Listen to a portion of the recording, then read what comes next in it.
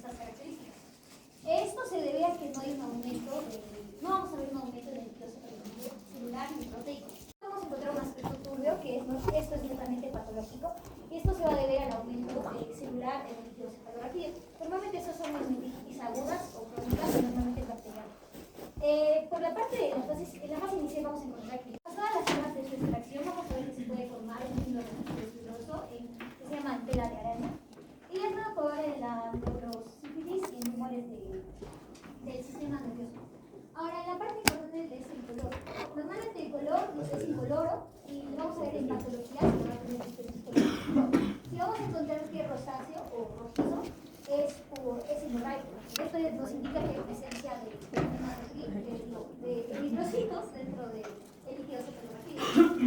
Esto puede ser por tres razones. Puede ser por hemorragias intraparenquimatosas o hemorragias subaracnoideas, y puede ser también por la función lumbar. Esto normalmente se hace como una prueba en que sacan el líquido cefalorraquídeo en 3 tubos, y dependiendo en cuánto tiempo si la sangre desaparece entre el primer tubo y el segundo tubo, puede ser una función traumática o por el espacio subaracnoideo. Esto lo podemos ver en un centrifugado del líquido cefalorraquídeo. Ahí podemos ver la antigüedad o sea, la sangre que está en el líquido cefalorraquídeo, y lo podemos ver por una coagulación. También lo podemos ver en color amarillento si es antocrónico, que esto se debe por la presencia de proteínas en el líquido cefalorraquídeo, y esto va a ser por la degradación de la hemoglobina y la bilirrubina. Y también lo podemos ver en un espectrofotómetro si tenemos alguna duda. También esto se puede presentar en pacientes o en recién nacidos, altos niveles de bilirrubina y proteína que van a tener ese color en el líquido cefalorraquídeo. Y también en el síndrome de Chronic, que su característica en este es que vamos a encontrar de ese color y va a haber coagulación del líquido cefalorraquídeo, y esto es por el aumento de las proteínas en este. En otros podemos verlo en color anaranjado por el alto consumo de carotenoides, en colores rosáceo o rosadito, puede haber una pequeña presencia de nitrocitos, verdoso por las meningitis purulentas, y si lo vemos amarronado es por la granulomatosis meningitis. Siguiente, por favor. Ahora, por parte de la presión en el líquido cefalorraquídeo, vamos a ver que en adultos va a ser de 10 y 20 centímetros de agua, y esto va a ser en decúbito sanguíneo. En el caso de los niños va a ser en menores a 6 años, menores de 1 a 10 centímetros de agua. Por ejemplo, en la sedestación vamos a ver que hay un aumento, una modificación de esta presión, y va a haber una alta presión del líquido cefalorraquídeo. En cualquier caso donde hay un aumento de la presión venosa central, por ejemplo, la maniobra de la salva, que podemos hacer cuando lloramos, o cuando tosemos, o cuando tocamos. También la insuficiencia cardíaca, trombosis venosa y otras cosas. En la parte también vamos a ver que si hay un aumento va a haber una hipertensión intracraneal, y va a haber un valor de salida del líquido mayor a 20 centímetros de agua. Y normalmente es frecuente en los procesos que causan una inflamación de las meninges, que puede ser la meningitis, o procesos expansivos intracraneales como los tumores, y los procesos que cursen con edemas cerebrales, que pueden ser las encefalitis. En mecanismos que va a haber un aumento va a ser en los edemas cerebrales, que lo podemos ver en tumores cerebrales, que pueden ser citotóxicos en la variedad de los edemas cerebrales. También vamos a encontrar una hiperproducción de líquido cefalorraquídeo, que esto va a ser en las meningitis, en la hipertensión arterial o en las patologías de los procesos carotídeos. Y por parte de la hiporeabsorción, o sea que va a haber menos líquido cefalorraquídeo, vamos a verlo esto en la hipertensión intracraneal idiopática. En una menor presión vamos a ver la hipotensión linfoanal, que esto va a haber un valor de salida de líquido cefalorraquídeo menor a 10 centímetros de agua, y en esa vamos a ver hipotensión, que esto va a producir cefalea. Esto va a producirlo en una postura ortostática, y va a ceder esta cefalea cuando estemos en supino. En la disminución de esta presión va a ser en situaciones como la obstrucción intestinal o la licorrea, que es la disminución del líquido cefalorraquídeo. Ahora, por la parte bioquímica vamos a hablar del equilibrio ácido-base. El pH del líquido cefalorraquídeo va a ser de 7 a 3 y va a ser menor en el plasma. Las variaciones que va a haber en este líquido cefalorraquídeo va a ser por los cambios que hay en el pH sanguíneo. Ahora vamos a ver acidosis primaria del líquido cefalorraquídeo en meningitis purulentas y procedimientos neurológicos. Siguiente, por favor. Por parte de la fluororaquia, vamos a ver que es la presencia de cloruro sódico en el líquido cefalorraquídeo, que va a ser de 120 a 130 miliequivalentes por litro. En este caso va a tener un mayor interés clínico la hipocloruropatías, que es la que vamos a hablar primero, que va a ser primero la hipocloremia, que va a producir neumonías neumocócicas, también la meningitis tuberculosa, que va a ser menor a 500 miligramos sobre 100 mililitros, y esto va a permitir la motorización de este líquido cefalorraquídeo.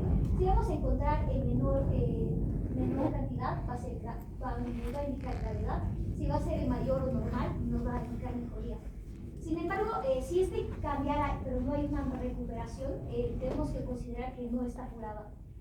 Y también en otras, ¿no? En la hiperclorurraquía vamos a encontrar el aumento y la retención renal de los cloruros. Y esto puede provocar nefritis con insuficiencia renal, hipercloremia o deshidrataciones sin pérdida de electrolitos. En la parte de glucorragia, vamos a ver que proviene del suero. Y esto es una concentración en los niveles de sangre, también concentración del paso al líquido cefalorraquídeo de este suero, y la concentración de la metabolización de este medio. Para analizar el valor de la glucemia, vamos a ver por la extracción en el momento de la función lumbar, ahí la vamos a poder identificar. El valor normal es de 60% del valor de la glucemia, que en promedio podría ser de 50 y 80 miligramos sobre 100 mililitros. En el caso de los niños sería menor o igual a 70 a 90 miligramos sobre 100 mililitros. En la mayoría de las glucorragias vamos a ver que es porque la función o la extracción va a ser en los ventrículos o en las cisternas. Ahora vamos a ver que la hiperclorurraquía, vamos a ver la de electrolitos o la poliomelitis. Y parte de la hipoglucorraquía, vamos a ver la hipoglucemia o la meningitis serosas y urémicas, que también está en la hiperglucorraquía. Por parte del ácido láctico y su relación con el ácido tiroico, vamos a ver que el valor normal es entre 10 y 20 miligramos sobre 100 mililitros. En este caso, el ácido láctico va a tener una reacción con el ácido láctico o tiroico. Y esto, el aumento de este nos va a mostrar o nos va a dar meningitis bacterianas o fúngicas. Y normalmente no es viral. El aumento de este ácido láctico, vamos a ver carcinomatosis electromeningia o infartos cerebrales y otras. Siguiente, por favor. Ahora vamos a hablar de lo que son las proteínas en líquidos. Bueno, aquí vamos a tener que se van a provenir de dos principales, del plasma con el 1% y de la intracelular, que va a ser un 20%. Del plasma, llega al líquido cefalorraquídeo pasando lo que es la barrera hematoencefálica, y la síntesis intracelular va a ser por la síntesis de las células que ya van a estar dentro del sistema nervioso. Ahora, vamos a tener que sus valores van a ser de 15 a 25 miligramos sobre 100 mililitros, pero vamos a ver que va a variar este valor según el lugar donde se vaya a hacer la función. Vamos a tener la función lumbar, cisterna y ventricular. La lumbar, el LTC4, que su valor van a ir de 15 a 40 miligramos sobre 100 mililitros, y la función cisternal esta va a bajar un poco ya, que va a ser de 100 a 25 miligramos sobre 100 mililitros, y la función ventricular ya va a ser más baja, porque va a ir de 5 a 15 miligramos sobre 100 mililitros. Ahora, podemos encontrar el líquido cefalorraquídeo, las proteínas en el líquido cefalorraquídeo aumentado en personas mayores, en ancianos, ya que están aumentando según la edad, o puede ser por una contaminación principalmente de sangre en el líquido cefalorraquídeo o por una hemorragia subaracnoide. Ahora, para contar esas proteínas en el líquido cefalorraquídeo tenemos el proteinograma, que va a ser igual al que se realiza en el suero, pero con la diferencia de que va a haber una presencia de prealbúmina en este. Vamos a tener que los valores de la prealbúmina va a ser de 2,3 a 6,9% y de la albúmina de 52,8 a 73%. La albúmina acá va a ser un marcador muy importante, ya que nos va a marcar lo que es la integridad de la barrera hematoencefálica y también el intercambio que va a haber entre el líquido cefalorraquídeo y el plasma. De la prealbúmina vamos a tener que se va a originar tanto en lo que es el plasma como en el plasmoscopideto. Ahora, vamos a tener algunas macroproteínas que no se van a encontrarse en nuestro proteinograma, como vendría a ser las lipoproteínas, urinógenas y beta-macroglobulinas, ya que estas no llegan a pasar lo que es la barrera hematoencefálica. Ahora, según el proceso, vamos a tener las proteínas totales, que las divide en un aumento ligero y un aumento notable. El aumento ligero va a ser por un aumento de la permeabilidad de la barrera hematoencefálica, que puede ser por neumonías o crisis epilépticas muy consecutivas. Y Y otro puede ser por procesos inflamatorios degenerativos del neuroeje y de mensajes, un ejemplo claro es de la esclerosis múltiple. Y también por patologías cerebrovasculares, ya sean hemorragias, tromboembolismos, entre otros. El aumento notable se va a darse principalmente en meningitis, ya sea bacteriana o virídica, y por obstrucción del canal espinal, ya sea por tumores, hernias o fracturas. Acá es principal mencionar lo que es el síndrome de Freud. Como podemos observar, hay una obstrucción en el canal espinal y este hace que las proteínas que se encuentran en el líquido cefalorraquídeo no lleguen a salir. Es por eso que hay un aumento de proteínas, ¿no? Entonces, si nosotros revisamos el proteinograma y nos sale mayor a 1000 miligramos sobre 100 mililitros, lo tenemos que relacionar con el síndrome de Fallot. Ahora, tenemos después el síndrome de Guillain-Barré, que, bueno, es como va a haber una afección en las bandas ganglioninas, que va a ser característico pues, de la disociación albúmino-citológica, en donde va a haber un aumento de proteínas y de albúmina, pero sin lo que es la pleocitosis. Y clínicamente se va a observar una flacidez. Después tenemos los carcinomas leptomeninges. Vamos a ver que estos no presentan proteínas, pero cuando hay la metástasis leptomeningia, en él se presentan proteínas y puede ser característico. Bueno, en el estudio reciente mencionan que hay una menor superficie de cienes. Acá tenemos un cuadro de otra referencia bibliográfica en donde se especifica. Ya. Ahora vamos a hablar de lo que son las globulinas. Sabemos que estas van a ser un grupo de proteínas que se van a encontrarse en la sangre y se van a clasificar tanto como las alfa, beta y gamma. Acá vamos a hablar principalmente de las gamma, ya que si podemos observar un aumento patológico de las gamma globulinas, los tenemos que llevar a un examen que es la inmunoelectroforesis. Ahora, estas proteínas, o las globulinas, vamos a ver que las gamma globulinas se van a encontrarse en el líquido cefalorraquídeo en menor cantidad a las que se les encuentra normalmente en el suelo. Mientras que las alfa y las beta van a estar en una misma cantidad. Las gamma globulinas van a estar compuestas por 5 inmunoglobulinas principalmente, de las cuales las que se van a encontrarse en más cantidad va a ser la inmunoglobulina G, que vamos a también ver que de esas 5, estas no se llevan a producir en el líquido cefalorraquídeo. Pero ¿qué pasa si observamos en el líquido cefalorraquídeo un aumento de estas inmunoglobulinas G? Debemos investigarlo, ya que esta nos puede indicar que hay una síntesis intratecal de la inmunoglobulina G. Para esto se utiliza lo que es el índice de inmunoglobulina G, que es una división entre la inmunoglobulina G del líquido cefalorraquídeo, que se va a expresar en gramos por decilitros, dividido entre la globulina de la inmunoglobulina G del suero, todo esto dividido sobre la albúmina que se va a encontrar en el cerebro y la albúmina del suero. Vamos a ver que su valor que va a salir va a ser de 0,3 a 0,7. Pero si vamos a observar un aumento de ese valor, lo tenemos que relacionar a que hay una síntesis de la inmunoglobulina G intratecal. Ahora tenemos lo que son las bandas oligoclonales. Esta es una técnica de electroisoenfoque con inmunoglobulinas, en donde nos da la presencia de las bandas, ya sean monoclonales o oligoclonales, conocidas como el BOC, que es más o menos esto, y si observamos en el examen una o más fallas, es algo anormal. Este se va a darse específicamente para lo que es la esclerosis múltiple, pero también puede ser para otras, como puede ser las infecciones, y va a ser raras en infecciones bacterianas y agudas, pero bacterianas y víridicas, pero agudas. Y después por meningitis.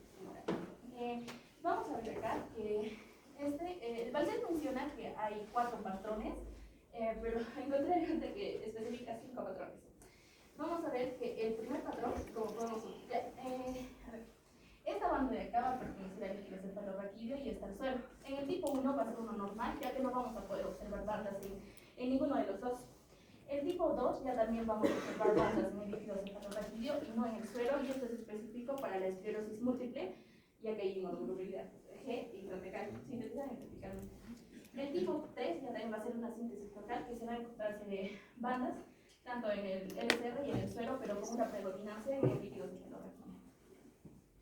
La otra, el tipo 4, que no va a ser no local, En ahí se va a verse va a haber la misma cantidad de bandas tanto en el suelo como en el líquido cefalorraquídeo, que se le denomina el patrón de espejo, que va a ser un indicativo para las enfermedades inflamatorias sistémicas, que es para el síndrome de Guillain.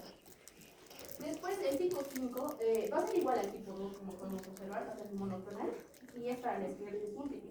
Pero en esta va a haber bandas en el líquido cefalorraquídeo y en el suero, que esto ya también indica que la inmunoglobulina G está siendo sintetizada intratecal y en el plasma, en el suero. Después tenemos el cociente de albúmina globulina, que sus valores normales van de 8 a 1, y si hay un aumento que puede llegar de 12 a 1 es por procesos agudos de meningitis, y bajos que puede llegar de 0,9 a 1, que es por enfermedades crónicas como el tabaco o tumores medulares. Después encontré el índice de albúmina, que no lo mencioné el base, pero este es importante ya que nos va a ayudar a ver el estado en el que se encuentra nuestra barrera hematoencefálica. Ahora tenemos lo que son las enzimas, las tres importantes que pueden contener.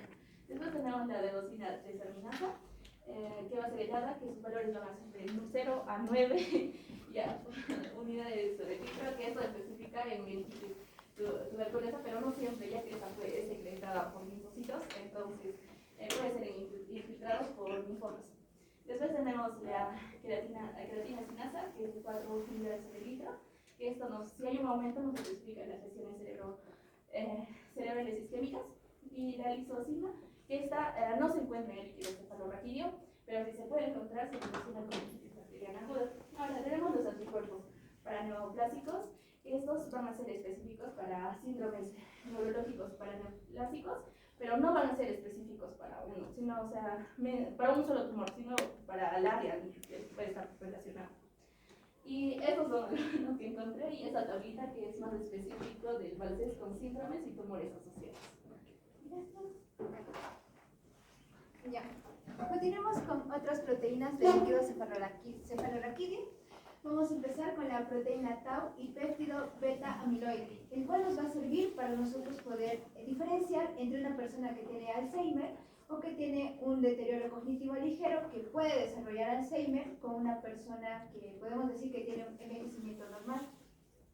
En la proteína 14:3:3 tiene alta sensibilidad y también especificidad, y nos permite diagnosticar la enfermedad de Creutzfeldt-Jakob, que es un trastorno degenerativo el cual genera demencia y que puede llevar a la muerte. Pero también nos va a diagnosticar lo que es un daño neuronal con casos de epilepsia o también enfermedad cerebrovascular. Además tenemos la hipocreatina, la cual va a ser un biomarcador importante cuando la hipocreatina 1 va a tener valores menores a 110 picogramos por mililitro, diagnosticándonos la narcolepsia con cataplegia, es decir, que la persona va a tener ataques de sueño con una debilidad muscular repentina que lo va a llevar a postrarse en el suelo. Y la beta-2 transferrina, que tiene alta sensibilidad, especificidad, y que en personas sanas se encuentra en el líquido cefalorraquídeo, en la perilinfa, en el humor acuoso, pero no se encuentra en el suelo. Y cuando nosotros tenemos un caso de rinitis y también de otorrea, tenemos que complementarlo con la tomografía computarizada para así poder diagnosticar una fístula de líquido cefalorraquídeo. Asimismo, como en la anterior proteína mencionada, la proteína B-Trans va a necesitar un aumento de la proteína en el líquido cefalorraquídeo con una tomografía computarizada cerebral para diagnosticar lo que es la fístula del líquido cefalorraquídeo. En el factor de crecimiento vascular endotelial o P, el valor normal va a ir de 100 a 650 microgramos por mililitro, va a tener una alta especificidad y también sensibilidad. Y es útil para diagnosticar diseminación leptomeningia de tumores sólidos, glioma, también hemorragia subaracnoidea, entre otros. El neurofilamento también es útil para nosotros ver si es que hay un daño neuronal o también un deterioro de los axones. Su pronóstico va a ser en condiciones agudas, como puede ser un Guillain-Barré, una hemorragia subaracnoidea o una esclerosis múltiple. Y finalmente, la proteína básica de la mielina o BMP Es inespecífica ya que puede encontrarse libre o también unida a lípidos o complejos inmunes y nos permite el diagnóstico de la esclerosis múltiple. En el examen microscópico citología vamos a tener el recuento celular. El recuento normal de células tiene que ser menor de 5 a 10 por milímetros cúbicos. Y lo que va a prevalecer aquí es el número de linfocitos. Pero en caso de que el líquido cefalorraquídeo esté contaminado con sangre, nosotros no vamos a poder realizar el recuento celular. También se nos menciona que en casos de afección del sistema nervioso, las células permanecen en una cantidad normal, pero cuando nosotros tenemos una meningitis, ya sea por una infección o un tumor, los valores de células van a aumentar. Y también el número y el tipo de células va a depender en qué tan evolucionada está la enfermedad. Entonces, tenemos el aumento del número de células, la cual nosotros vamos a llamar leucitosis. En este caso vamos a explicar la pleocitosis ligera y moderada. ¿En qué caso se presenta? La pleocitosis ligera se dice porque tiene entre 10 a 30 células por milímetro cúbico y la moderada entre 30 a 100 por milímetro cúbico. Y se presenta en neurosífilis, herpes zóster y también encefalitis viral. La pleocitosis marcada ya también la cantidad de células es de 100 a 500 por milímetro cúbico y está en meningitis bacteriana o también en ruptura de abscesos cerebrales. Tenemos el citodiagnóstico cualitativo. Los linfocitos nos van a indicar procesos subagudos crónicos. Tenemos aumento de los linfocitos T y de los linfocitos B. En el aumento de los linfocitos T, por ejemplo, tenemos a la sarcoidosis y en los linfocitos B los linfomas. También lo podemos relacionar con la pleocitosis en caso de una migraña que genera déficit neurológico. La polinucleosis neutrófila se presenta en abscesos cerebrales, meningitis purulenta estreptocócica y también hay pleocitosis en casos de una meningitis tuberculosa o una infección viral.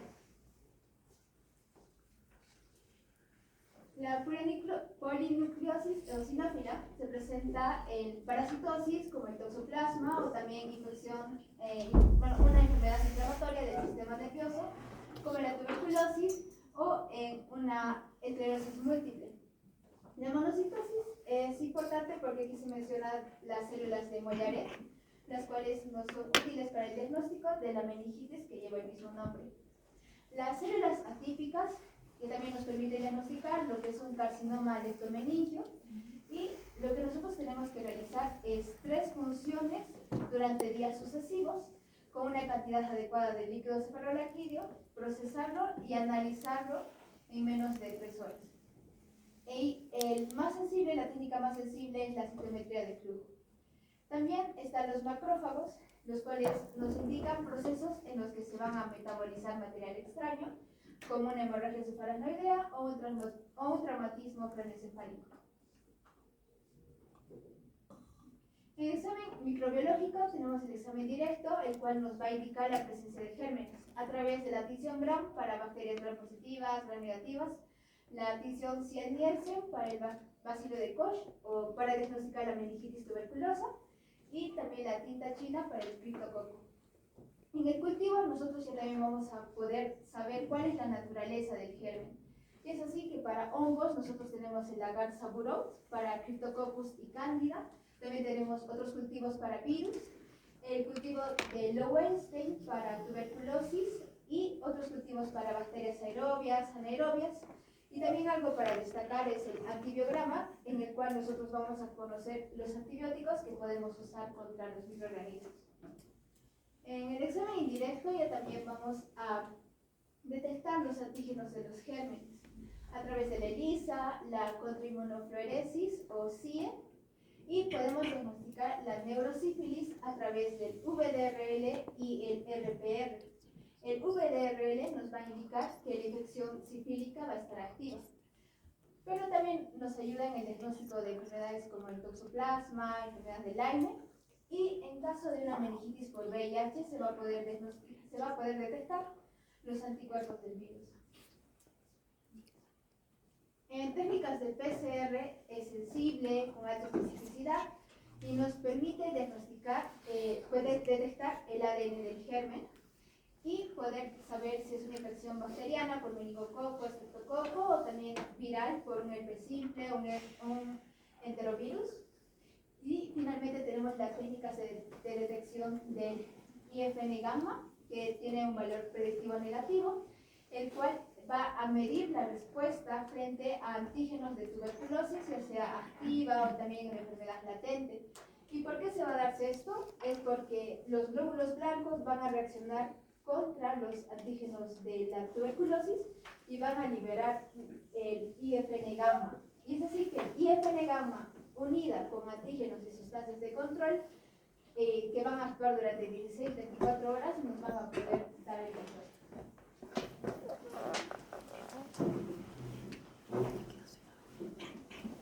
Bien, ahora hablaremos sobre el líquido sinovial, el cual básicamente va a ser un traslado dializado de lo que es el plasma. A su vez, este va a ser filtrado de lo que sería la membrana sinovial.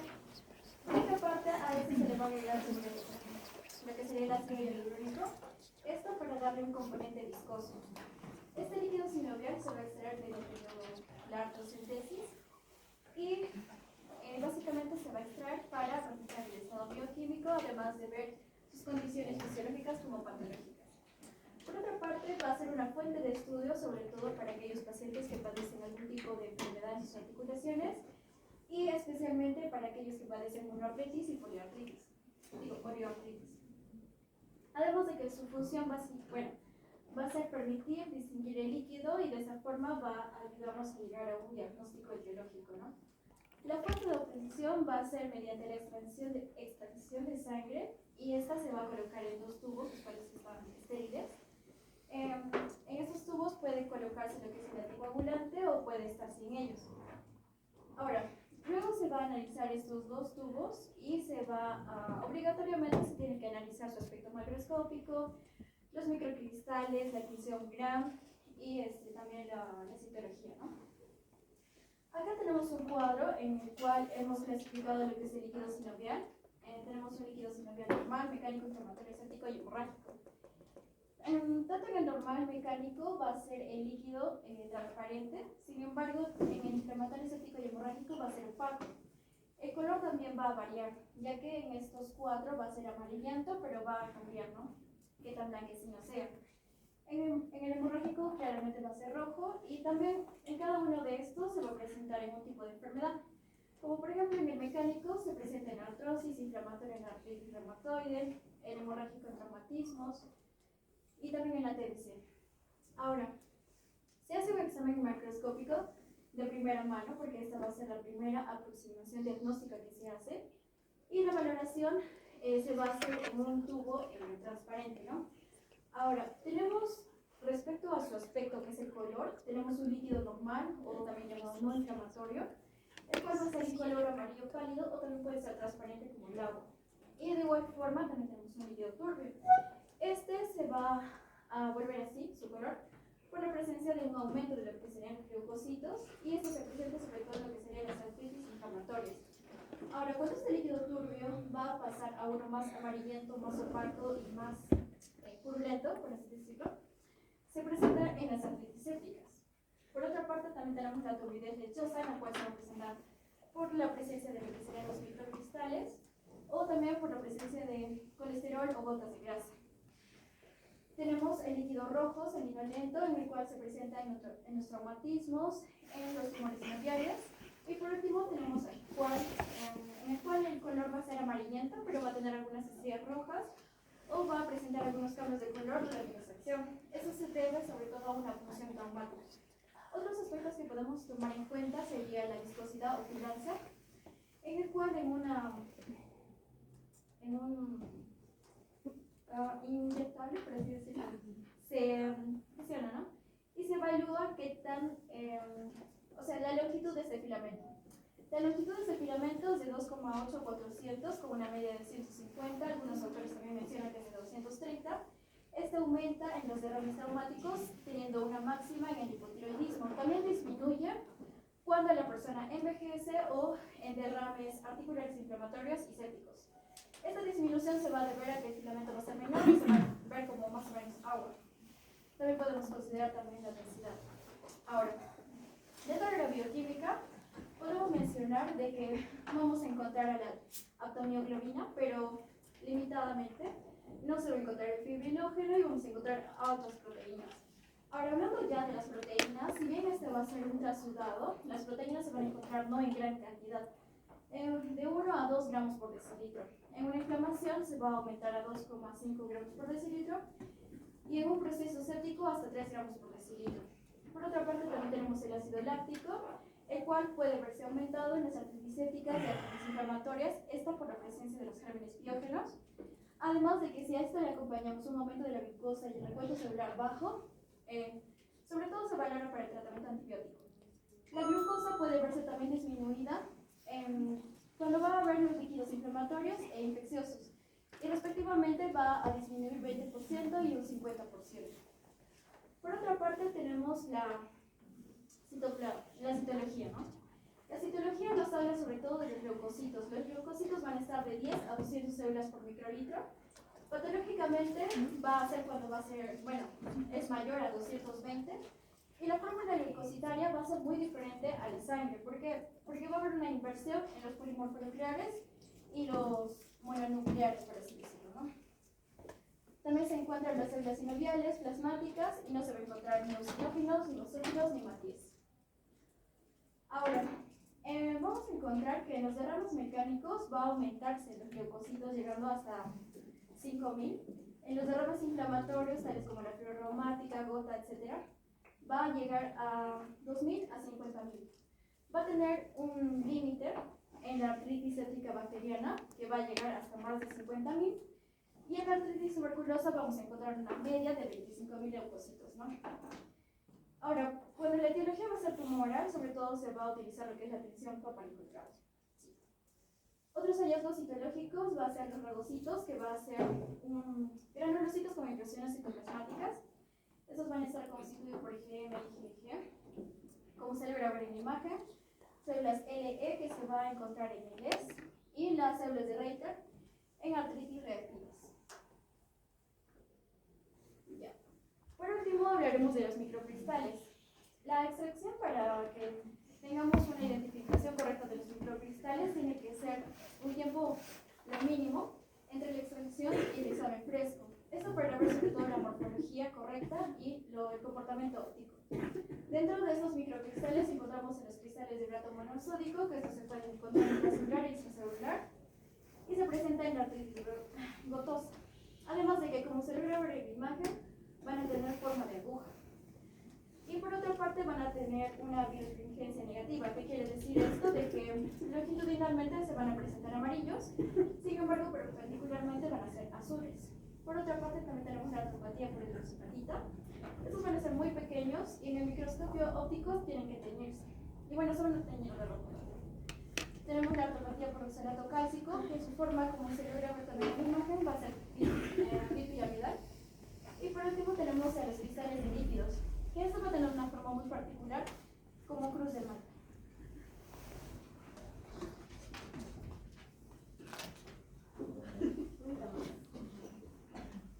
Ya, a continuación vamos a ver ciertos métodos por los cuales se puede examinar el líquido sinovial. Uno de ellos es el examen microbiológico. En este vamos a hacer uso de tinciones Gram y tinciones clásicas, sobre todo para ver si existe la presencia de gérmenes en aquellas artritis que son infecciosas. Pero también podemos hacer cultivos en medios adecuados, por ejemplo, para detectar TBC, brucelosis, monococcia y micosis. Pero también podemos hacer uso del PCR, todo esto para detectar fragmentos de ADN de los agentes infecciosos. Sobre todo, se va a usar en casos de artritis sépticas por causa de bacterias de crecimiento lento, como micobacterias, Clamydia, Neisseria o Borrelia. También puede ser usado en artritis infecciosas. Otro método es el método inmunológico, en el cual vamos a examinar el complemento C3 y C4. Este complemento va a estar en cifras normales en caso de derrames traumáticos, en brotes inflamatorios en artrosis o en casos de gota que ya se mencionó. Pero el complemento también puede verse elevado en síndrome de Reiter. El síndrome de Reiter, por ejemplo, es una artritis que se da de manera secundaria a un foco de infección en otra parte del cuerpo y puede estar disminuida en casos de artritis reumatoide, en caso de lupus o hepatitis B. Otro factor a analizar son el factor reumatoide y el anti-CCP. Estos van a estar presentes sobre todo en articulaciones inflamadas a causa de artritis reumatoide y van a ser bastante específicas, sensibles y tener un alto valor predictivo a sus exámenes análogos en plasma. Otro de los líquidos corporales que debemos mencionar es el sudor. El sudor es importante, sí. ¿Por qué? Porque nos va a permitir mantener la temperatura de nuestro cuerpo, también va a permitir la hidratación de la piel y va a mantener el equilibrio hidroeléctrico en el cuerpo. Ahora, ¿el sudor qué es? El sudor es la secreción que es producida por las glándulas sudoríparas, las cuales tienen la siguiente estructura. Primero, están constituidas por una porción en espiral, sobre todo en la parte más profunda de la dermis. Y luego se componen por un conducto excretor que, dependiendo de la glándula que sea, puede ir directamente hacia la epidermis o puede desembocar en un folículo piloso. Ahora, la glándula sudorípara tiene en su porción profunda, bueno, va a producir en la porción profunda una secreción primaria o precursora, que esta va a ser bastante similar a la composición que tiene el plasma, con la diferencia que esta secreción primaria no va a contener proteínas, mientras que la secreción final próxima al exterior va a ser el resultado de la absorción de agua y electrolitos. Ahora, el grado de absorción y las características finales que va a tener el sudor va a depender de 4 factores. El primero es el volumen de la sudoración, el segundo la volemia del individuo, y el tercero la aclimatación al calor, y el último va a ser la acción por la aldosterona. Como lo mencioné, existen ciertos tipos de glándulas sudoríparas. Una de ellas es las glándulas ecrinas. Estas van a caracterizarse porque van a desembocar directamente al epidermis, mientras que las apocrinas van a desembocar primero a un folículo pilosebáceo. Pero también existe un tercer tipo de glándula, que son las apocrinas, que sí vienen a ser una combinación de ambas, porque las apocrinas tienen una histología parecida a las apocrinas, pero van a desembocar directamente al epidermis. Las ecrinas están localizadas normalmente en toda la superficie corporal, principalmente en las palmas de las manos y en las plantas de los pies, mientras que las apocrinas y las apoecrinas están localizadas principalmente en las axilas y se caracterizan porque su secreción es oleosa, aceitosa, con un olor intenso. Ahora, también mencionamos que las glándulas sudoríparas van a responder a una acción simpática, más no parasimpática, siendo su principal neurotransmisor la acetilcolina. Ahora, también es importante mencionar que el sudor puede estar inducido de 2 maneras. Uno, que es por el calor, el cual está controlado por el núcleo preóptico del hipotálamo anterior. Y la otra manera de ser inducida es a través de cambios emocionales, que va a estar controlada por la corteza cerebral. Ahora, respecto al examen macroscópico, normalmente el sudor debe ser incoloro, pero existen ciertos casos en los que el sudor puede variar de color. Por ejemplo, si encontramos un sudor rojo, podemos asociarlo al consumo de la rifampicina. Si el sudor es azul, puede deberse a una exposición al cobre, esto sobre todo en aquellos profesionales mineros. Y si tiene un color café oscuro, se puede asociar a la ocronosis de la alcaptonuria, que en sí es el depósito de pigmentos oscuros a causa de un trastorno metabólico genético. Pero también puede deberse, o puede ser un color negro azulado, sobre todo en la cronhidrosis idiopática. Como su nombre lo dice, es que el sudor tiene color, que además no se sabe el origen, ¿no? Y se da sobre todo en aquellos individuos de raza negra. Aunque también el sudor puede presentar color amarillo en casos de ictericia. Ahora, la composición bioquímica normal del sudor, principalmente vamos a recordar 2 valores. Uno que es el sodio y el cloro, que tienen en promedio valores de 28 equivalentes por litro. Ahora, el sudor es importante, sí, porque nos va a ayudar a realizar una prueba de sudor. Este es útil para estudios en aquellos pacientes con sospecha de la fibrosis quística. La fibrosis quística es una enfermedad genética, va a ser de herencia autosómica recesiva y se va a presentar más que todo en la raza caucásica. Entonces, ¿en qué consiste la fibrosis quística? Al ser genética, primero debe haber una mutación. Entonces, va a haber una mutación en el gen localizado en el brazo largo del cromosoma 7. El gen que está mutado normalmente codifica la proteína reguladora de la conductancia transmembrana en la fibrosis quística, que puede actuar como un canal y se le conoce como el canal CFTR. Ya. Y normalmente se encarga de la reabsorción de cloro, sodio y agua, principalmente de cloro. Pero en este caso, al estar mutado este gen, también está alterada la proteína. Entonces va a existir un flujo alterado, tanto de cloro y sodio en todas las superficies epiteliales. Además, por todo esto, como el cloro también puede jalar el agua, en caso de fibrosis quísticas presentan un moco bastante espeso y deshidratado. Además, este puede estar presente en vías respiratorias, glándulas sudoríparas, páncreas, glándulas salivales, el epidídimo y el intestino. Ahora, esto no implica que los pacientes con fibrosis quística no puedan sudar, sino ellos sí pueden secretar cantidades normales de sudor, pero son incapaces de absorber el cloro a través de las células epiteliales ductales.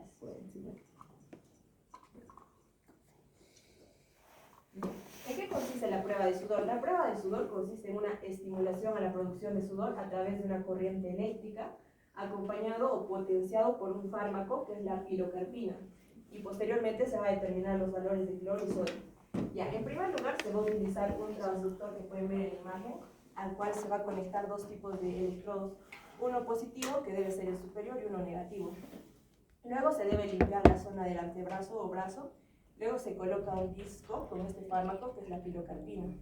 Luego se procede con el procedimiento en sí, que es la iotoforesis cuantitativa, ayudado con la pilocarpina. Y el sudor obtenido en el electrodo positivo es recolectado en un depósito especial para luego analizarlo. Y en los análisis podemos ver que el nivel de cloro, en caso de pacientes con fibrosis quística, está elevado, por sobre todo en niños, mayor a 60 miliequivalentes, y en adultos mayor a 80. Pero estas elevaciones no solo son específicas para fibrosis quística, sino también pueden estar presentes en otros tipos de anomalías, por ejemplo, la sudoración excesiva, desnutrición y el hipotiroidismo. El líquido amniótico. Este es el líquido que rodea al feto y este está contenido en el saco amniótico. ¿Cómo es producido? Este es un producto del metabolismo del feto. En el primer trimestre va a ser un trasudado del plasma de origen materno a través del saco amniótico y de la membrana amniótica. Y también va a ser un trasudado del líquido intersticial fetal y de la piel fetal. Y su eliminación en el primer trimestre es por trasudado. En el segundo y tercer trimestre, la principal producción de este líquido amniótico es el feto, a través de la orina fetal. Y en mayor porción va a ser por la orina fetal y en menor porción por el líquido tracheal. Y la mayor vía de reabsorción de líquido amniótico en el segundo y tercer trimestre es por la difusión fetal y por la absorción por la absorción del intestino fetal. Y este siempre va a estar con relación al plasma tanto materno como fetal. Las funciones. Tiene la función de ayudar a proteger al feto de agresiones externas, sirve como depósito de nutrientes para el feto y amortigua el cordón umbilical de la contención entre el feto y el útero y tiene propiedades antibacterianas y proporciona protección contra las infecciones. También proporciona el fluido, el espacio, factores de crecimiento y también estabiliza la temperatura del feto, que son necesarios para permitir el desarrollo normal de los pulmones fetales, sistema del músculo esquelético y sistema gastrointestinal. El líquido amniótico. La cantidad de líquido amniótico es de 1 litro su cantidad máxima en el tercer trimestre y esta progresivamente va a disminuir. Un aumento del líquido amniótico se debe a una disminución de la dilución fetal y este es conocido como polihidramia. Y esta más que todo se da en patologías donde existe la espina bífida, las arritmias cardíacas, las infecciones congénitas y las alteraciones cromosomáticas. Otra alteración puede ser cuando existe poco líquido amniótico y esta se da porque hay un aumento en la dilución fetal, hay malformaciones en las vías urinarias y fugas en el amnios. Y este es conocido como oligohidramnios. Luego, la composición química del líquido amniótico es casi similar al plasma sanguíneo. Y en acá tiene poco porcentaje de células desprendidas que son de la piel y de las vías urinarias. Tiene bilirrubina, lípidos, enzimas, proteínas y electrolíticos, sodio, potasio y calcio. La composición química, más que todo, determinamos las concentraciones de creatinina. Cuando tenemos de 1,5 a 2 miligramos por decilitro de creatinina. Esto nos quiere decir que la maduración del feto es antes de la semana 36. Y si tenemos la concentración de creatinina mayor a 2 miligramos por decilitro, esto nos quiere decir que la maduración del feto está después de la semana 36. Para nosotros realizar el análisis del líquido amniótico, hacemos la amniocentesis. Esto trata de una aspiración con aguja dentro del saco amniótico, que es más que todo transabdominal, donde se aspira de 10 a 20 milímetros de líquido amniótico. Esta amniocentesis se va a dar después de que se haga un diagnóstico por ecografía. Esta amniocentesis es para confirmar una malformación congénita que tenga el feto. Y nos va a permitir determinar el sexo del bebé, las malformaciones del tubo neural, alteración cromosómica, estado de madurez pulmonar y enfermedades metabólicas. Siempre y cuando hayan resultados anormales, cuando se hace el análisis de la sangre materna.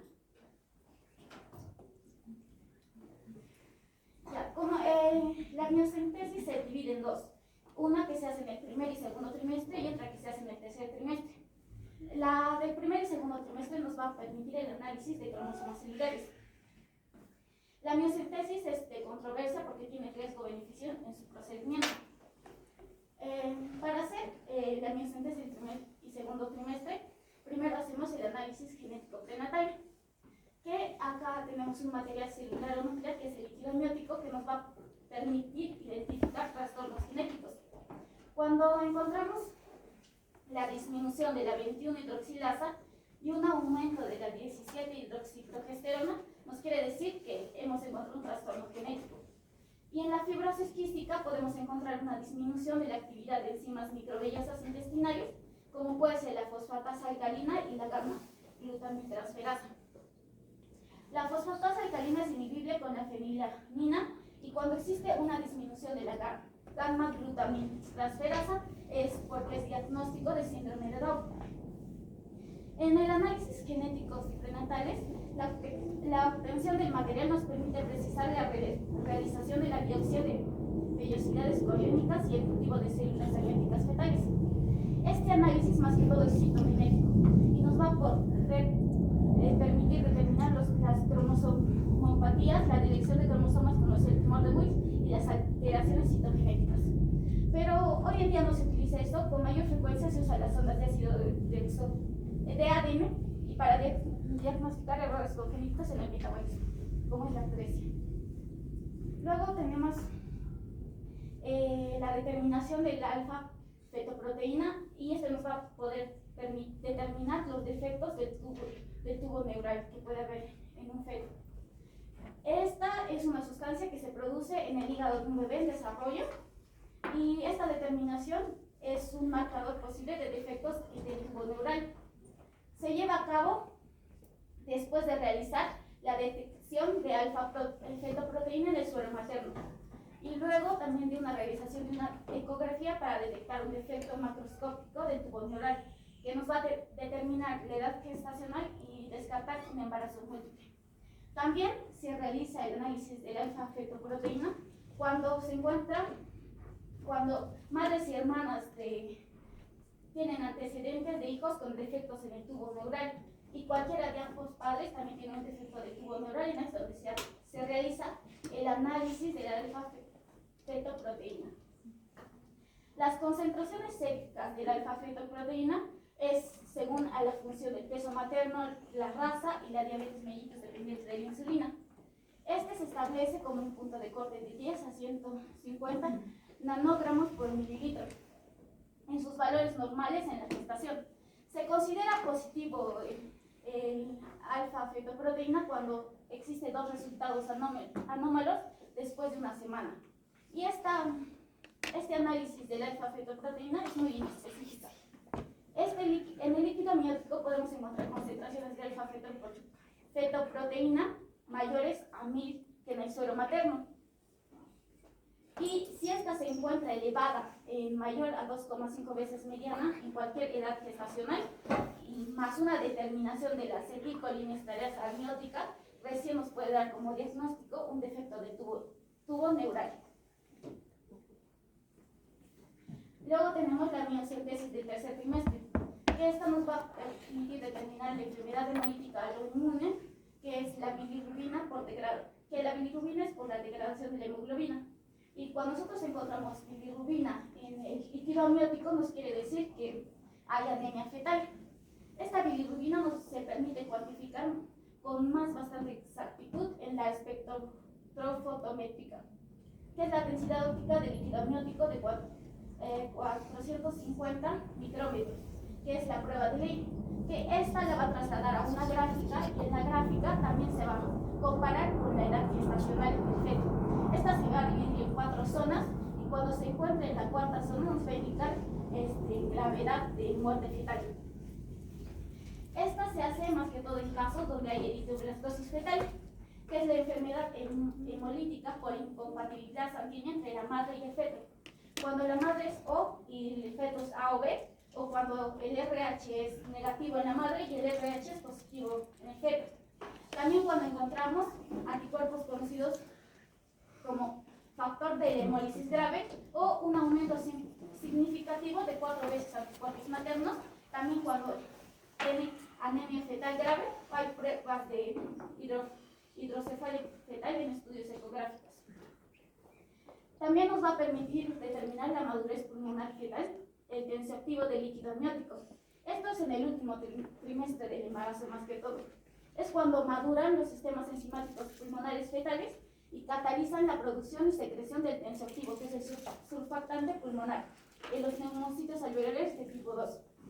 Este surfactante pulmonar es la mezcla de lípidos y proteínas, y su principal componente es la lecitina,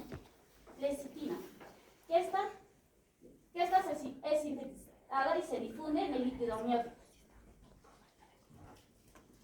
Para detectar la madurez pulmonar fetal y el tensioactivo del líquido amniótico, se da mediante un análisis que basa en la determinación del cociente entre la lecitina y el esfingomielina.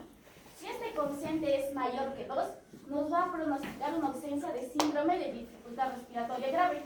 Esto se da en un 95% de los casos, pero si es menor, se asocia a dificultad respiratoria significativa, que es un 25% de casos. Esta prueba es de elevada especificidad y baja sensibilidad, más que todo en gestaciones de pacientes diabéticos. Esta prueba nos va a permitir buscar la acción tensioactiva del surfactante. Es necesaria para la presencia de fosfolípidos, más que todo el fosfatidilglicerol. Esta determinación de este fosfatidilglicerol es para descartar la inmadurez pulmonar, pero cuando es mayor de 3 en el líquido amniótico. Pero si es menor, nos indica inmadurez pulmonar. La ausencia de estos criterios no indica que necesariamente la evolución neonatal complicará con un síndrome de distrés respiratorio. Puede haber dificultades para la realización cromatográfica de este análisis, pero existen métodos físicos para estudiar el cultivo tensioactivo. La infección del líquido amniótico. Más que todo, la infección del líquido amniótico se da por la ruptura prematura de la membrana, y esto ocurre cuando el parto se retrasa unas 24 horas. Esta se da la obtención del líquido amniótico por la vía transabdominal, y se lleva un estudio con tinción de Gram y cultivos. La tinción Gram se detecta en aproximadamente la mitad de infecciones bacterianas y se descarta la infección en un 95% si el líquido no centrifugado en este líquido no centrifugado no se encuentran bacterias ni leucocitos. Cuando se encuentran bacterias y leucocitos, puede ser infectado por microorganismos aerobios, anaerobios y crecimiento mixto. Examen macroscópico. El líquido amniótico naturalmente es transparente y en ocasiones algo lechoso.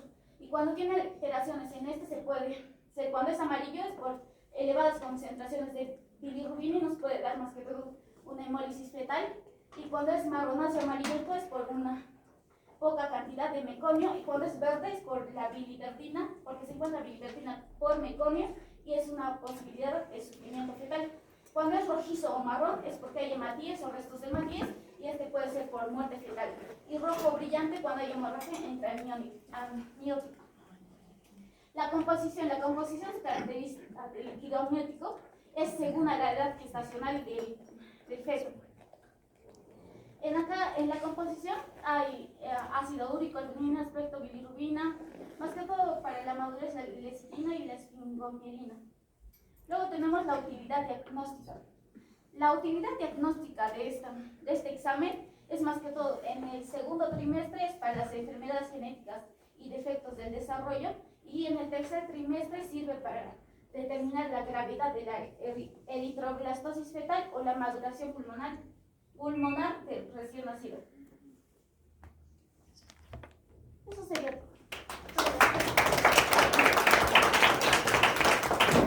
Se asocia a lo que han avanzado el otro grupo, líquido cefalorraquídeo. Hace un semestre estaba hablando justo de esto con Carlito. Era su tarea, ¿no? ¿Micro? Parasitología. Entonces, como ya saben ya cómo es el líquido cefalorraquídeo normal, ahora vamos a ver cuál es el patológico. ¿Ya? ¿Alguien sabe qué es la meningitis? La inflamación de las meninges. ¿Cuáles son las causas?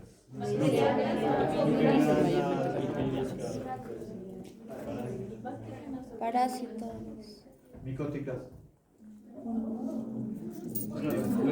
Cualquier tipo de microorganismo o algunas enfermedades, ¿no? Entonces, la vía inicial o la vía más frecuente que va a originar la meningitis es la vía sanguínea, ¿ya? Y vamos a ver dos, encefalitis y meningitis. Encefalitis es cuando ya está llegando, ¿dónde? Al cerebro o al cerebro. Y meningitis solamente hacia la capa de la aracnoide, ¿ya? Cuando yo tenga algunos casos de encefalitis, casi siempre es de tipo viral o autoinmune, ¿ya? Hay algunas enfermedades, ¿no? Que son raras, ¿no? Que sea por tipo bacteriana o por parásitos sencillos. Pero la mayoría de meningitis son viral, bacteriano, parásitos y hongos o micóticos, ¿ya? Vamos a ver que en algunos tipos de meningitis va a haber una oclusión por la vía del líquido cefalorraquídeo. ¿Alguien se acuerda? Anatomía, ¿en qué zona se origina el líquido cefalorraquídeo? Ventrículos.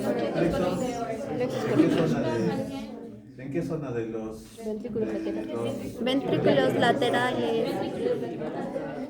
hasta?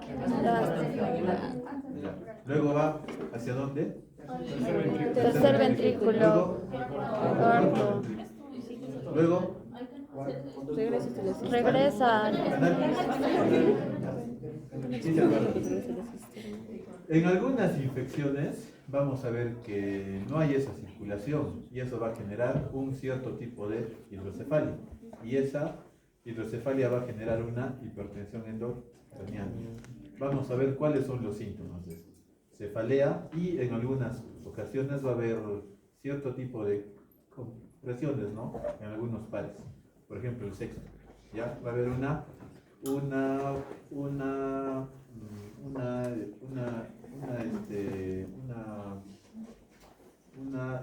enfermedad asociada al movimiento, ¿no? Ocular en estos casos, cuando solamente es por hipertensión endocranial. Lo que sí o sí se va a asociar a esto es una cefalea en ambos lados, ¿ya? Si fuera un tipo de cefalea pero solo en un lado sería migraña, ¿no? En este caso, ¿ya? Pero en ambos lados es una cefalea global o biparietal en estos casos. También vamos a ver que hay cierto tipo de estímulos. Va a haber vómitos, va a haber trastorno del sensorio. Por eso tienen que usar una escala. ¿Alguien sabe cómo se llama esa escala? Escala de... Empieza con G, acaba con W. Muy bien. ¿Cuál es el valor máximo? 15. ¿El mínimo? 3. ¿Hay uno? No. 0, 2, no hay. Eso ya está saliendo. ¿Ya? Entonces, Hay algunas enfermedades que no están asociadas a la parte infecciosa y causan algún evento, ¿no?, hemorrágico.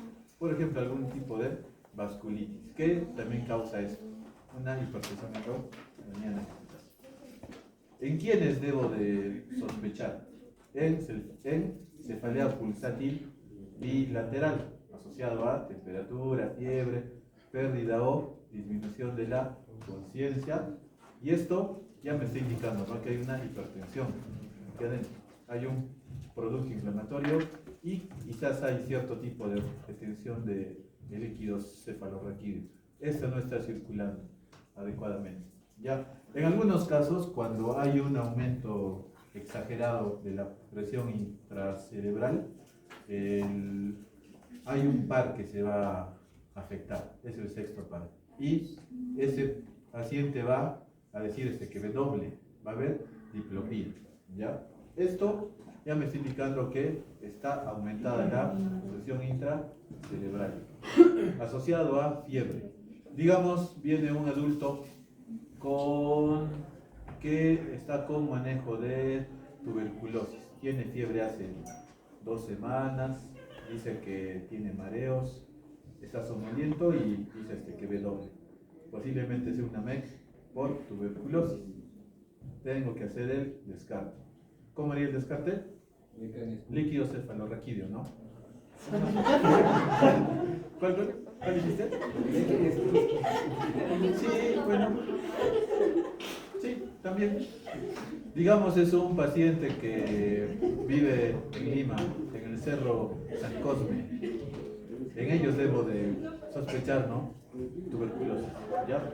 Y otro asociado es el mal estado general, rash cutáneo o petequias. Si es que hay esos dos últimos, rash cutáneo o petequias, está asociado a un germen, es el meningococo, ¿ya? Entonces, cuando yo vea que hay diplopía del sexto par, posiblemente sea una tuberculosis que me esté generando hipertensión endocraneana. Pero si yo veo también a un niño con cefalea, somnolencia y que tenga rash cutáneo, está haciendo meningocosemia, o sea, está súper diseminado eso. Y también está en el sistema nervioso central. Este meningococo es muy contagioso en los niños. ¿Ya? Otra, ¿en quiénes sospecho? Tengo que ver y saber bien los signos meningos. Me imagino que hicieron Jensen. ¿Cuáles son? KIB, Wernicke, Krusinski. ¿Ya? Vamos a verlos. Aquí. Primero, antes de estos dos signos que son bien específicos, voy a ver uno que es bien sensible. ¿Ya? ¿Alguien se acuerda qué es sensibilidad? Probabilidad de encontrar a un enfermo con un examen positivo. Especificidad, encontrar a un sano con un examen negativo. Los sensibles se pueden elevar en cualquier enfermedad. ¿Ya? Pero el específico solamente está presente en ciertas enfermedades. Ya, en ciertas enfermedades. O sea, al yo saber que solamente se va a elevar en cierta enfermedad, me ayuda a descartar la enfermedad. ¿Ya?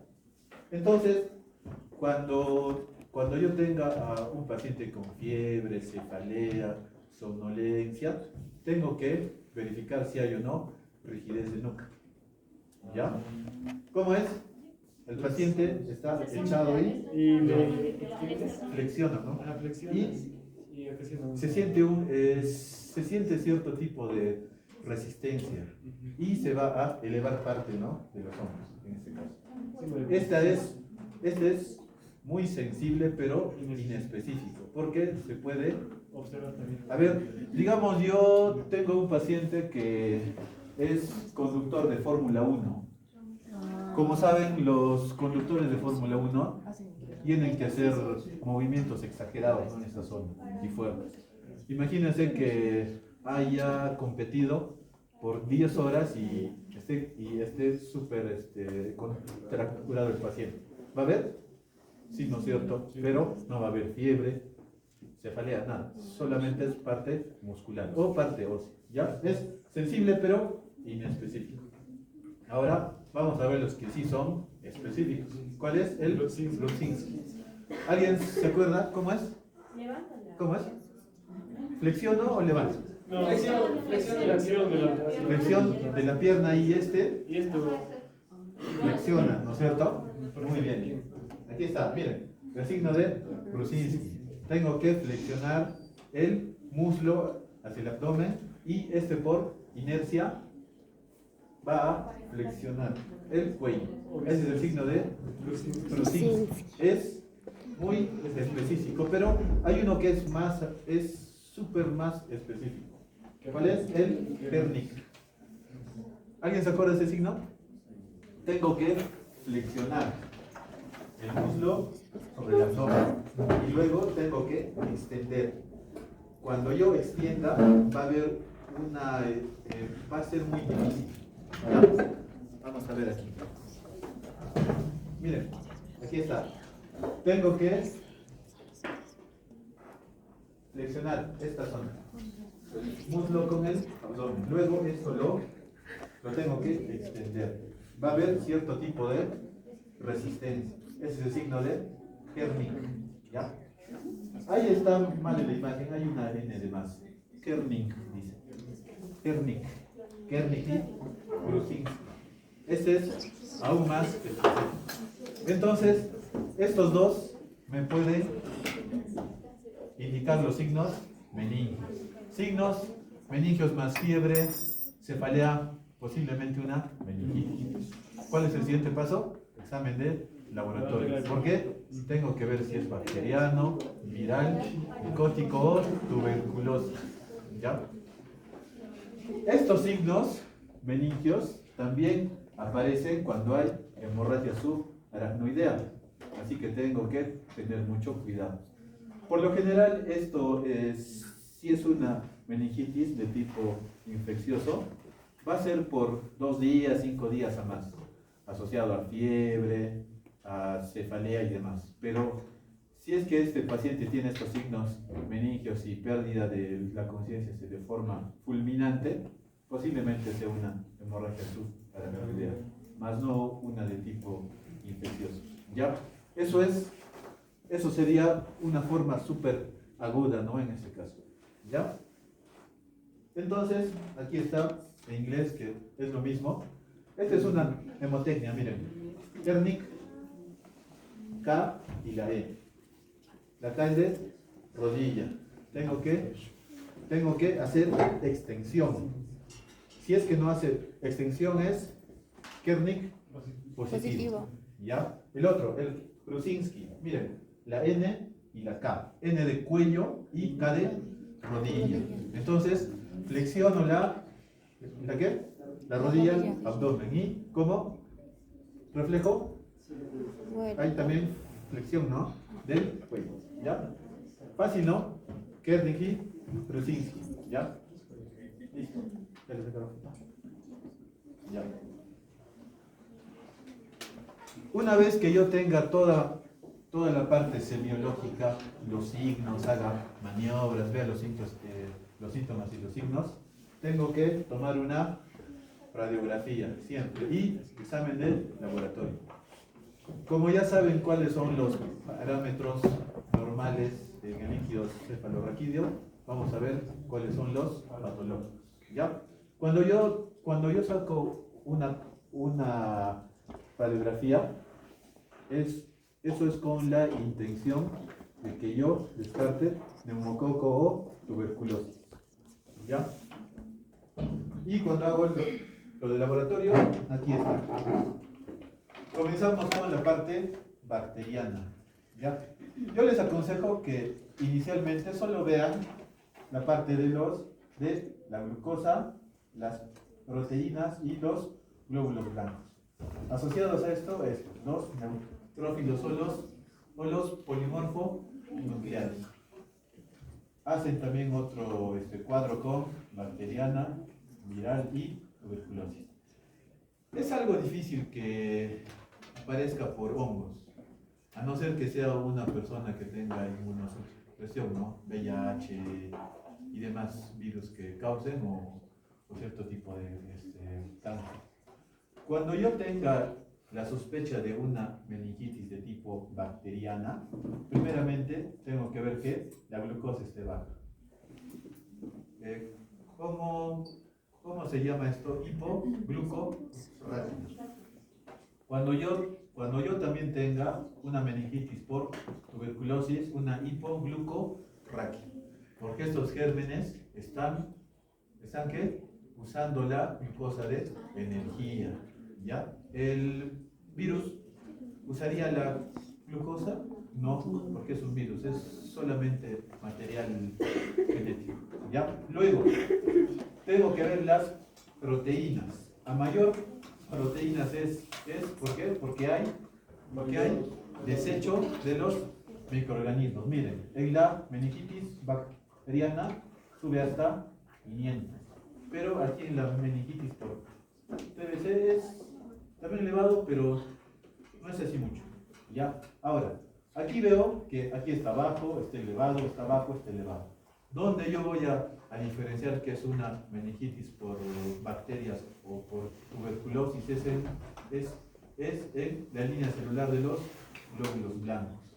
Cuando yo quiera diferenciar de una parte bacteriana es porque hay polimorfonucleares. ¿Cuáles? Los neutrófilos. Pero cuando yo quiera diferenciar de una meningitis por tuberculosis son los mononucleares o linfocitos.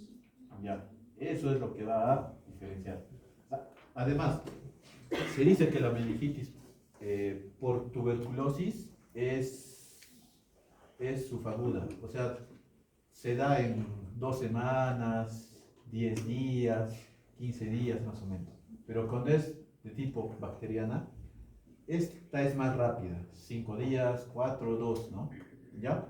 Además, cuando hay meningitis por listeria, monocitógenes, o por tuberculosis, estos pueden generar un síndrome de hipertensión endocraniana y por ende va a haber una ligera compresión de la protuberancia y del romboencéfalo. Y van a ver los signos característicos de romboencefalitis, que es que son casi siempre por la compresión de los pares craneales, que más adelante lo vamos a ver. Ahora, cuando yo quiero diferenciar de viral, ¿cuáles son? Lo mismo, ¿no? La glucosa está normal o aumentado, porque no se está usando. Cuando yo quiera ver la proteína, nada, porque no se está reproduciendo y generando, ¿no? sus materiales de desecho. Va a haber aumento de glóbulos blancos, pero de linfocitos o mononucleares. ¿Ya? Yo les aconsejo que siempre vean esto: glóbulos blancos, si son polimorfo o monomorfo, las proteínas y la glucosa.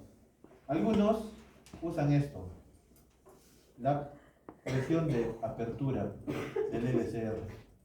Cuando es de tipo bacteriano y por tuberculosis está elevado. Cuando es de tipo viral, normal, y hongos igual, normal. ¿Ya? O variable. ¿Listo? Ahora, ¿cuáles son los pasos que yo debo de seguir ante la sospecha de esto? Esta es, si es que yo sospecho meningitis de tipo bacteriano. Tengo que averiguar en la anamnesis si hay inmunosupresión, tengo que ver la historia clínica, si hay o no convulsiones, si es que hay papiledema, que me está indicando que hay síndrome de hipertensión endocraniana, si hay alteración de la conciencia o focalización, está convulsionando o tiene debilidad, analgesia o algún tipo de alteración en la percepción, en sus miembros. ¿Ya? Si es que no hay nada, ¿qué hago? Una punción lumbar, ese momento, y un hemocultivo. A la par tengo que dar dexametasona para que baje la inflamación. Antes es la... Ya, ¿saben o tienen idea alguna que si es que se da igual el antibiótico y la dexametasona o antes hay que dar el corticoide? ¿Alguien sabe? ¿Por qué sería antes o después? Doy antes la dexametasona porque tiene que bajar la inflamación y la respuesta. Porque cuando dé los antibióticos, mueren las bacterias y genera más inflamación. Si es que le doy más antes los antibióticos y luego la dexa, va a ser igual. Va a haber una super inflamación. Entonces, primero tengo que disminuir la inflamación y luego los antibióticos. Estos son empíricos, varía. Neumococo, tuberculosis, listeria, hemófilos y demás. ¿Ya? Yo creo que eso es todo, ¿no? En este caso. Tengo que hacer un cultivo. Si me sale positivo, tengo que usar el antibiótico de elección ante ese microorganismo. ¿Ya? ¿Listo? Aquí hay otro, miren. Si es que hay estos signos, todo, tengo que hacer un cultivo de sangre de inmediato. Dexametasona y antibiótico empírica. Luego tengo que hacer una tomografía. Esto a mí me va a decir si es que hago o no hago una punción lumbar. Porque si es que hubiera un síndrome de hipertensión endocraniana, ya no le haría la función lumbar, porque el paciente se va a descompensar. ¿Ya? Esto es solo un resumen. Veamos aquí cuáles son las principales causas. Vamos a ver aquí, asociadas a hipoglucorraquia. Causas infecciosas, bacterianas, nocardia, brucela, micóticas, tuberculosis, amebianas, citomegalovirus y demás. Las que no son infecciosas es la carcinomatosis, la deficiencia del transportador de glucosa 1, la leucemia y el linfoma, y la hemorragia subaracnoidea. El que más va a ocurrir en frecuencia en los no infecciosos es la hemorragia subaracnoidea. Esta es súper aguda. El paciente pierde la conciencia de una forma inmediata. Ya hay signos benignos, especialmente la rigidez de nuca. ¿Ya? ¿Cuáles son los que son mínimamente asociados pero con hipoglucorraquia? Sífilis, enfermedad de Lyme, viral, neurocisticercosis y toxoplasma. ¿Ya? Y las otras, ¿no? Que son un montón. Enfermedad de Behçet, lupus, enfermedades de tipo reumatológicas, ¿ya? Ahora vamos a ver algo más bonito, que está resumido. Cuando yo quiero ver el tipo de etiologías, tengo que hacerlo de acuerdo a la edad, porque de acuerdo a la edad van a variar. Y si yo sé la edad, si es que yo sé cuáles son los síntomas, los signos y la anamnesis, yo más o menos ya tengo un 50% del manejo. Pero cuando yo sepa la edad, yo puedo intuir cuál es el germen para que inicie la antibiótico terapia, ¿cuál? Empírica. Si es que es un recién nacido, ¿cuál es el que está más asociado? Es el Streptococcus agalactiae. Segundo está el E. coli y por último está la listeria. Acuérdense que la listeria monocitógenes está asociada a la meningitis en los recién nacidos y en los adultos mayores. Que yo vea listeria en personas jóvenes es raro. ¿Ya? Cuando el recién nacido tiene meningitis por el estreptococo, se le da antibióticos por 14 días. Pero cuando es por E. coli o por algún otro germen que no está asociado al inicial, es por 21 días. Acuérdense que también les van a preguntar en el procedimiento. He visto. Hace 2 días he visto. Ahora, avancemos a la edad. En niños. Niños desde los 4 hasta los 12 meses. ¿Quién es el que va a estar encabezado? Es el Haemophilus influenzae. Luego es el neumococo y luego el meningococo. ¿Ya? Seguidamente, en los jóvenes, 18 años. Primero está el meningococo, neumococo y el Haemophilus.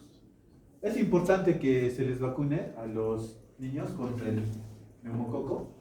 Sí, ¿no? ¿Alguien sabe cuáles son los meses de la neumococo? ¿No? 2, 4, 6, ¿no es? La pentavalente. Ajá. Ya. Ahora nos vamos a los adultos. ¿Ya? Miren, si es que yo tengo una edad entre 18 y 50 años, quien va a estar encabezando es el neumococo. Luego está el meningococo y luego el Haemophilus. El Haemophilus, ¿no? Miren, varía, ¿no? Un poco. Ahora vamos a los adultos mayores.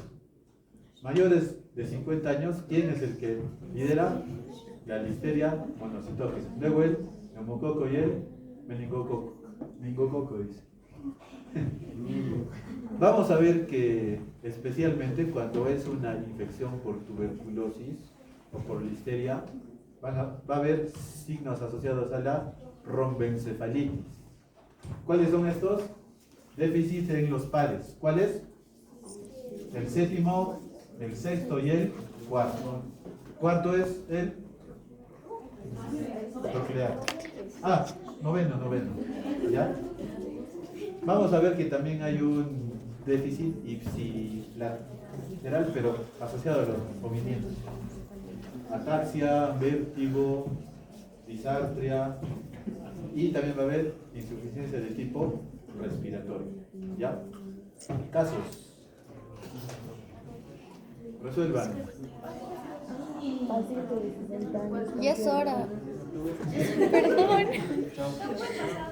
Uy, pero tenemosla. ¿No van a resolver? Después. Ya.